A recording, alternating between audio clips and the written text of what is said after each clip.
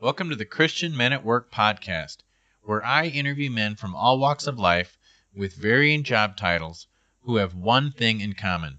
They are all choosing daily to live out their Christian faith through their work, and because of that, they are leading, prospering, glorifying God, and experiencing joy and purpose in their work. And you can too.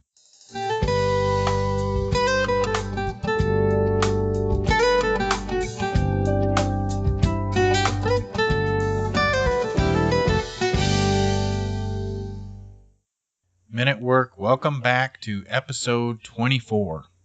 Today we're going to be talking with David Barker. David is a Jewish believer who was born in Johannesburg, South Africa, and lived through the Apartheid era.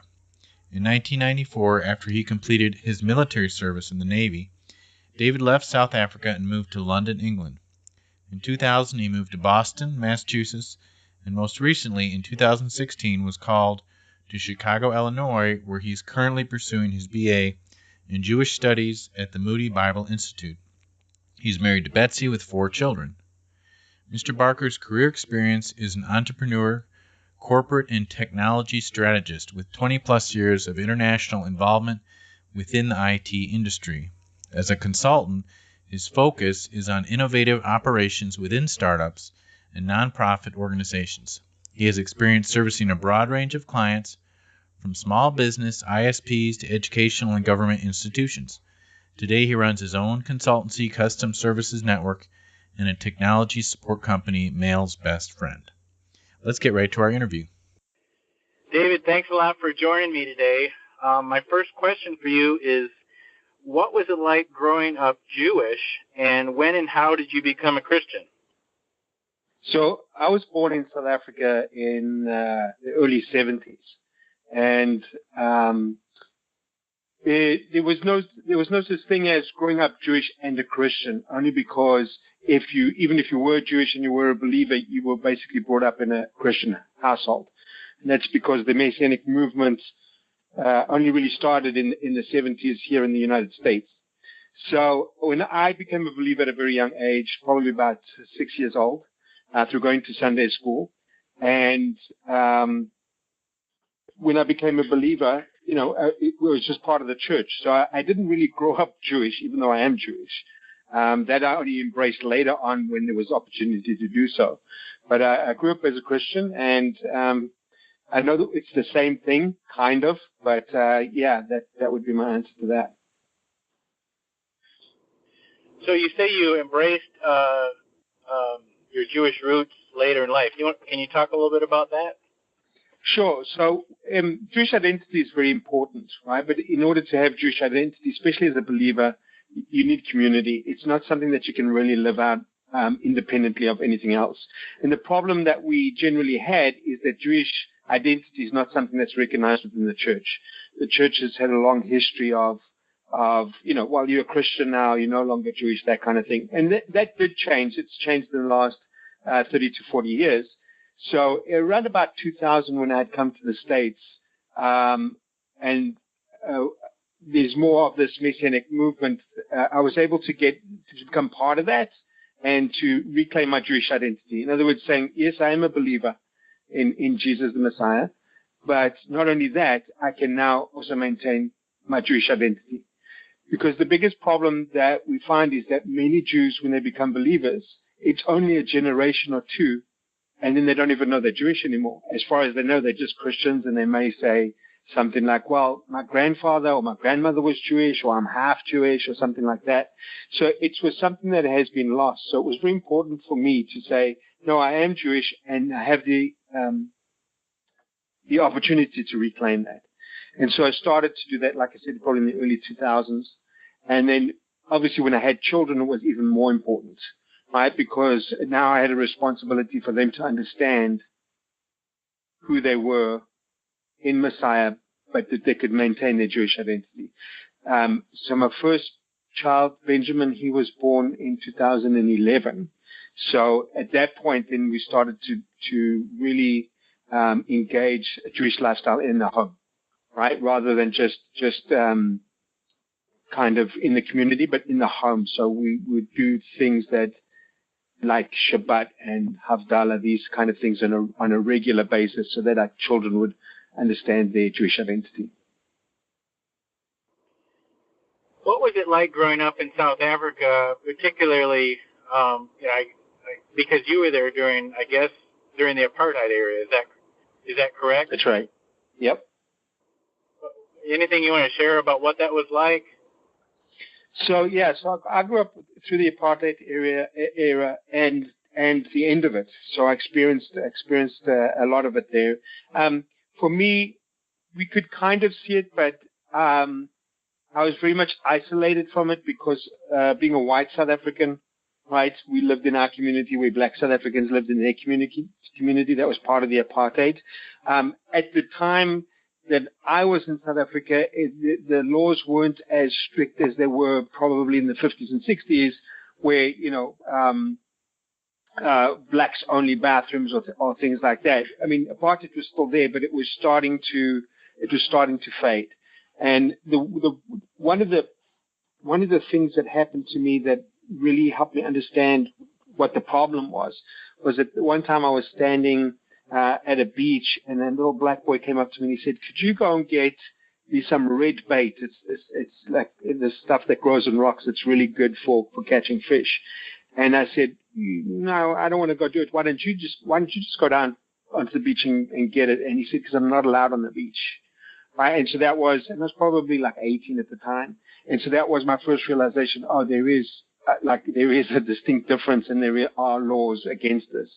So, I mean, my generation and my parents' generation, we never supported apartheid. It was just the system that we lived in. So we were quite happy to see it go, which ended in 1994. And we had a change of government, and apartheid ended. And so that was my experience with that.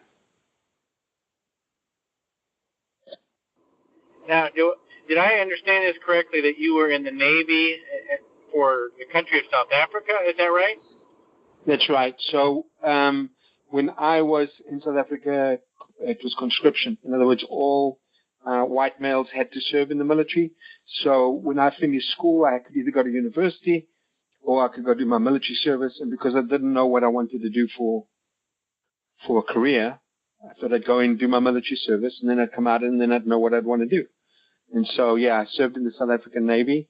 I went in 1990, served till 1992, and then remained on the reserves for several years after that. I usually, I like to thank everybody for their service when they're in the military. And I try to ask people if they have any funny stories or memorable stories from their military service, because it seems like everybody does. Is there anything you want to share from your military service? I mean, I don't know that there's any funny stories. I mean, I would say that it's a great opportunity. It's something that a civilian could never appreciate unless you were in the military. So I served as a training officer and an intake officer. So when the guys get off the bus with the long hair and they get down on the parade ground, and then someone comes up and starts shouting at them like the drill sergeant, that was my job. And I don't think you could do that anywhere else but the military and get away with it. So that was fun. And then we had opportunities. For example, I served at sea. The ships went to places that you wouldn't normally go, like Antarctica. So there's a lot of things that you can do in the military that you just couldn't do in civilian life. And in that way, it makes it very special. Yeah, I bet. I've always kind of wished I had done that, but that's great. So I understand then you moved to London, and then you later moved to Boston. Can you talk a little bit about what was the reason for those two moves? So 1994 was the end of the apartheid era. And while we got a new government, the future for South Africa did not look bright. In fact, South Africa today is probably worse off than it was under the apartheid era.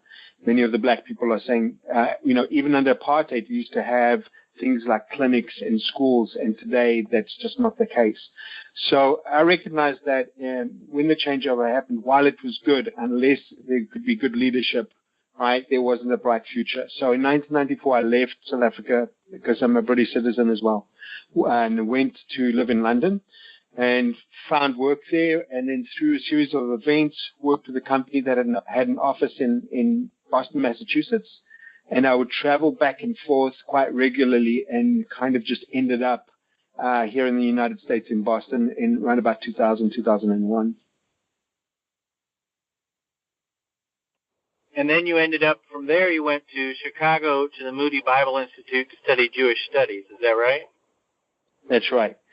So what motivated that was I lived in Boston for about 15 years, and I've always been an entrepreneur, so I've done a number of startups and so on. And in about 2015, decided that while I enjoy doing these things and I want to do it, it's more important that I do something for the Lord. And we had, my wife and my family, and we had been in doing outreach in a Jewish synagogue for 2 years, just as a family, which was extremely difficult because the church didn't understand why we would do something like that. And, we'd have to go do services on Saturday, then go do church on Sunday, and it was grueling 2 years. So after that, we came out and said we would like to partner with an organization. And part of the prerequisites for partnering with an organization is to have some sort of degree, which I never had because I went to go do my military service and then just went to work straight after that. So getting a degree was not something that I wanted to pursue because I don't want to incur any debt. It was not necessary. I didn't need it for work.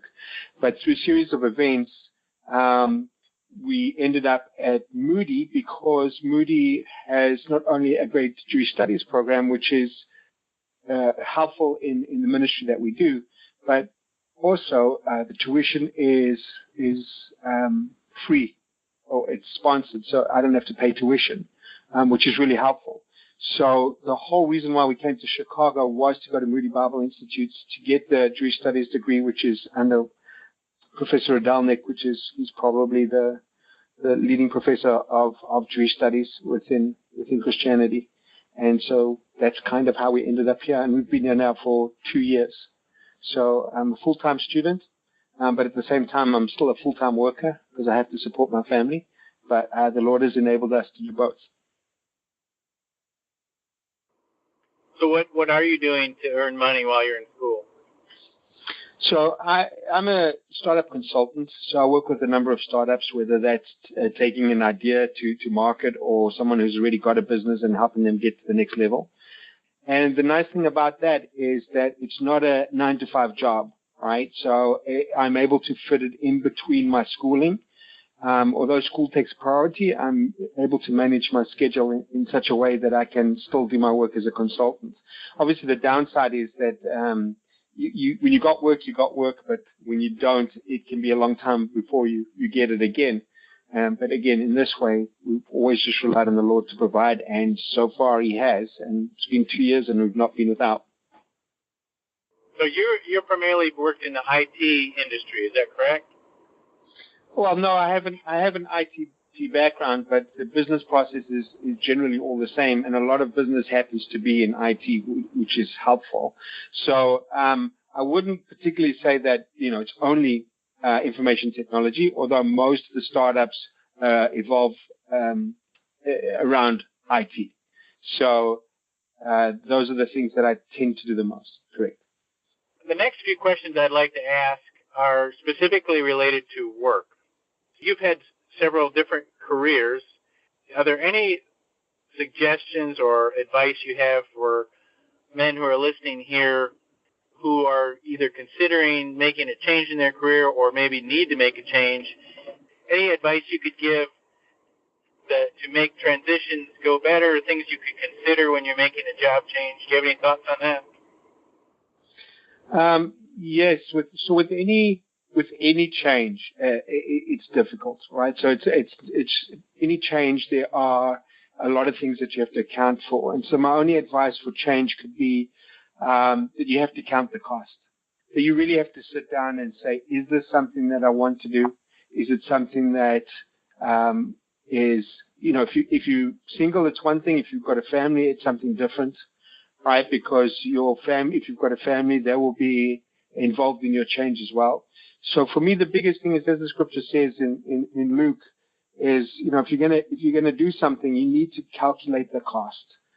And that is in time, it's in resources, it's in risk, it's all of these things. And are you willing to accept failure?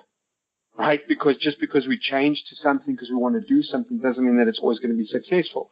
Not that failure is bad. Failure teaches us a lot of things. But if that is the case, we must be willing to accept that that's the potential. Right? So I think that's the number one thing. The second thing is, if you don't have a family or you don't have the responsibility of others, then I'd say the goal is to develop your business first and then build your house, as the scripture says in Proverbs, right? In other words, focus on your business if you're single, or your career, and build that, because once you have a family, it's a different ball game altogether. So I would say that those two things are probably my words of advice. Count the cost and develop your business before your house.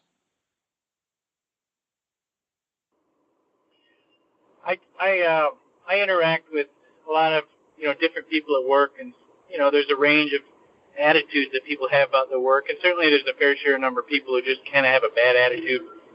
How important do you think it is to have a good attitude toward your work? Maybe an attitude of gratitude or whatever you want to call it. I think it's extremely important. Right? The fact that you have work, no matter how bad that work is, you've still got work. For a lot of people who don't have work, it's very strenuous. So having the right attitude in all things, as Paul says, is extremely important. We should be grateful for what we have. We should work as unto the Lord. So all of these things are important, and it starts with the attitude. It starts with the heart, right? Because there's this saying is like, if we all threw our problems onto a pile, we'd be the first to grab our own problems back. And so in this way, no matter how difficult a job is or how unfair it may seem, while we're in that job, we should do our best and be as grateful as we can to have that job. What does it mean to you to live out your Christian faith through the work that you do? So for me, what's important is that I don't make a distinction between work and ministry. In other words, what we do in life is all ministry, and work is just a part of that, right? So it's not in a separate box. It doesn't mean that I'm, spreading the gospel every time I'm engaging in a work situation, but it does mean living with integrity and honesty and making sure that you're doing everything above board and that you can be trusted.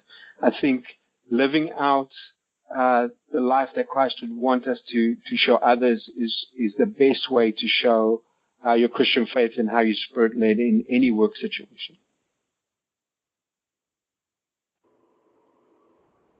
Now, you've got 4 kids, full-time student, and you're working. So, we're all busy. You certainly qualify as being busy. Is it possible to have what they call work-life balance? And what does that mean to you, work-life balance? So work-life balance for me means exactly that. It's keeping a balance, not neglecting one for the other. I do have work-life balance, but the biggest part of that is having a wife that supports me in what I do. I couldn't do this on my own, certainly not. I'm able to maintain time that I have with the family because my wife supports me. I'm able to go to school because my wife supports me. And I'm not talking about in work because she's a stay-at-home mom, but she certainly supports me spiritually. She supports me in prayer, and she supports me in the things that need to be done at home.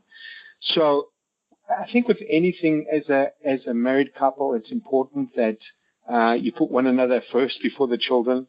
Obviously God first, then spouse, and then the kids.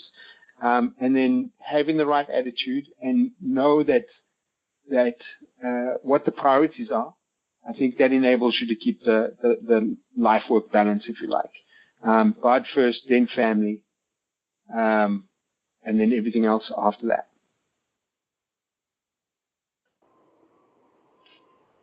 Yeah, I think that I think you're right, and I think it's a fallacy to suggest that balance means everything gets equal treatment, because that just doesn't work.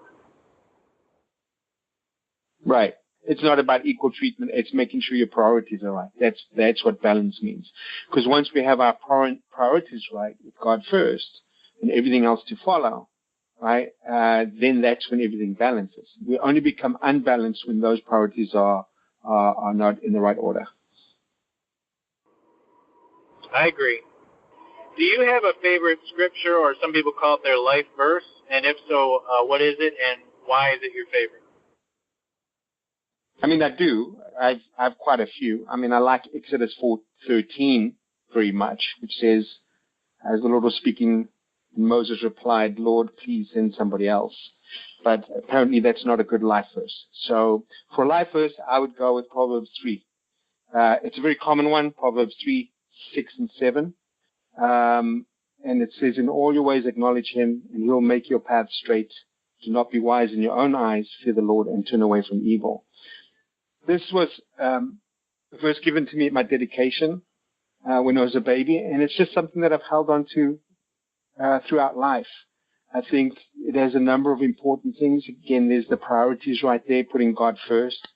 If we put God first, everything else falls into place. But also not to be conceited or wise in our own eyes, right? It's having a humble attitude, making sure that we are always open to learning something, that we are teachable.